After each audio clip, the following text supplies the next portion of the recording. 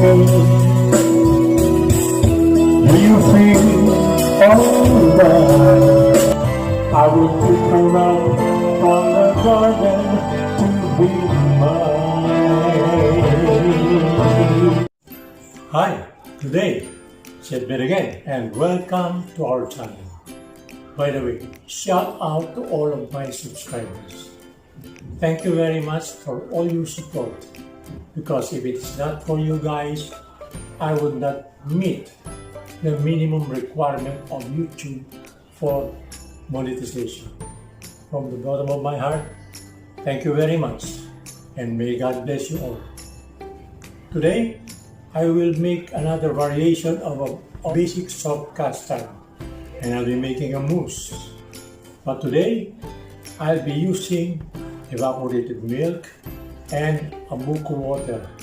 So it's just a 50-50. But the thing is, I would add fresh pandan leaves and blend it with the buco water to give a nice green natural color. So meaning, no artificial coloring. By the way, if you're a first timer in this channel, after watching the video, please subscribe, like, and click the notification bell, and don't forget to leave your comment. To start, I will first make the combination of buco water and pandan by blending it. So guys, let's start. 1 cup buco water and 1 cup chopped pandan leaves. We will make a buco pandan juice by putting the buco water and the chopped malunggay leaves in the blender. And then we will blend it to liquefy and make it into a juice that we will use for our Buco Pandan Mousse. After about 2 minutes, we will have to strain this and just set it aside so that we can use it later. Our fresh buco and pandan juice. So now that the buco water and pandan is made, we'll start with our Buco Pandan Mousse. And our ingredients are 4 pieces medium egg yolks, 1/2 cup sugar, 1/4 cup cornstarch, 1/2 cup buco water and 1/2 cup evaporated milk, 1 tablespoon butter, 1 sachet unflavored gelatin, and 1/2 cup whipped cream. Okay, so we'll start with our mousse or rogwa.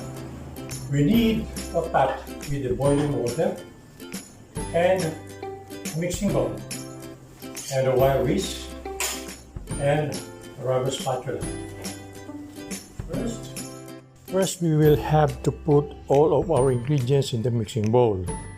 Our buco pandan and milk mixture, which we combined earlier, our sugar,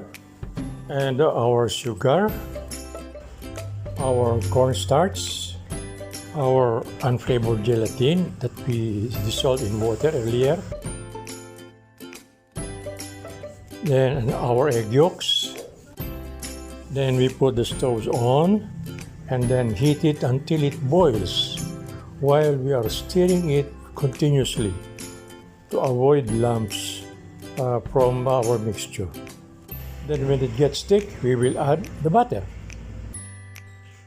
We'll just continue cooking it until it gets thick.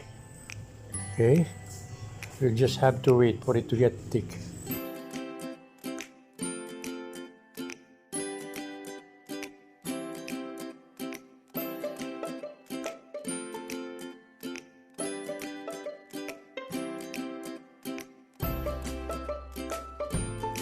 Now it's starting to get thick, so we just keep on stirring it, and then we will add our butter, just like that. Okay, so just keep on stirring until the water is dissolved, and then After mixing it thoroughly, we will just let it cool, and then later on we will put it in our mold.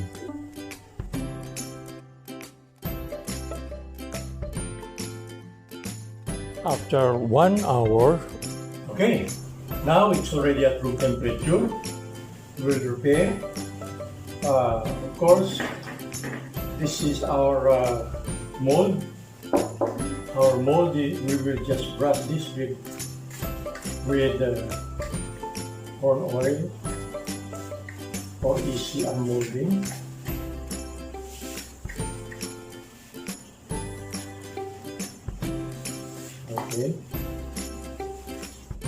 Okay, now we will fold our whipped cream into our mixture. Okay, just like that.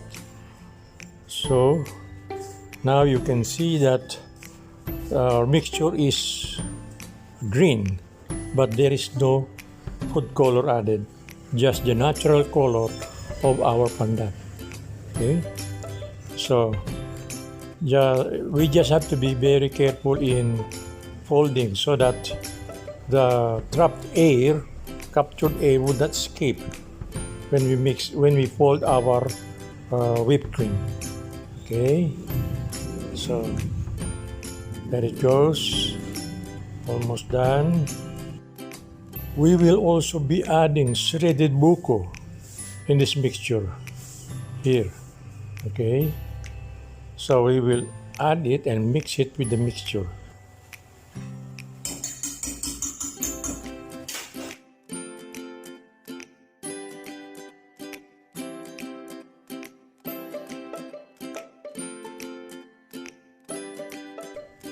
Okay, now we will pour it into our mold. Okay, so just like that. Okay,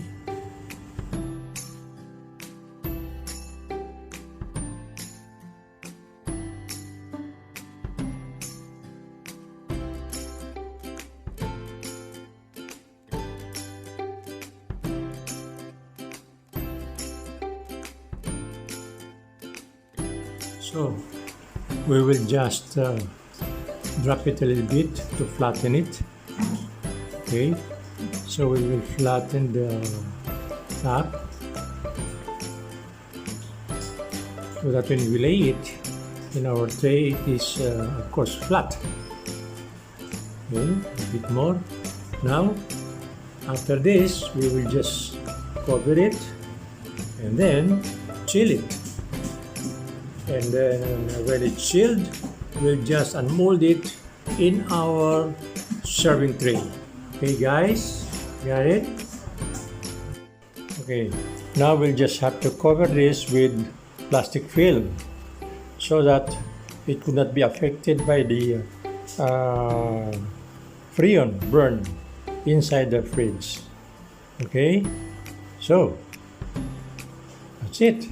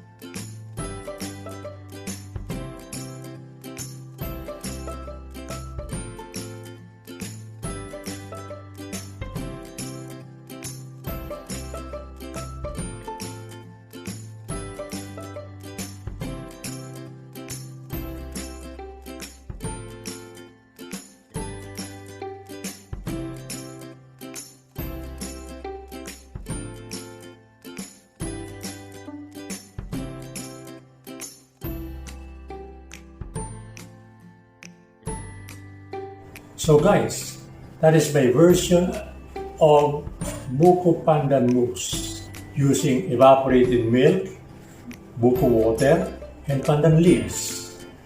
Thank you for watching guys. See you next video for another basic dessert presentation. This is Chef Ben Casabon signing off, and may God bless us all.